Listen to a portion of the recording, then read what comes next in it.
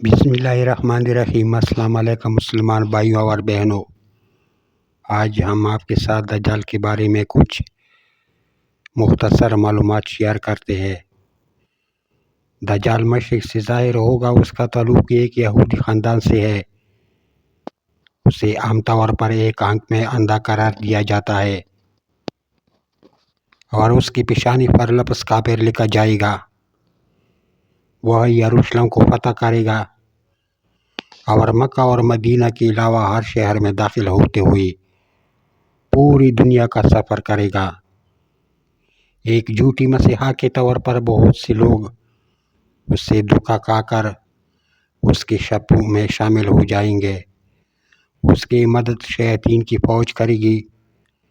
اس کی مرضی کے سب سے زیادہ قابل اعتماد حمایتی یہودی ہوں گے، جن کے لیے وہ خدا کی مانند ہوگا۔ اس کی واپسی پر بہت سے کمزور ایمان والے لوگ اس کے زد میں آئیں گے۔ اس کے آنے کے بعد ہماری بیٹی اور بیویوں کو گھر میں رکھنا ناممکن ہو جائے گا۔ یہ ہے قیامت کی نشانیاں۔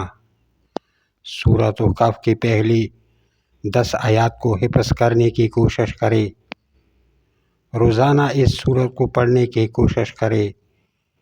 یہ کوئی مذاق نہیں۔ برائے مہربانی اس حوالے سے آگاہی بڑھانے کی کوشش کرے۔ یہ ہماری امت کا سب سے بڑا مشکل ترین فتنہ ہے اور میں بہت سے لوگوں کو اس سے بے خبر دیکھتا ہوں۔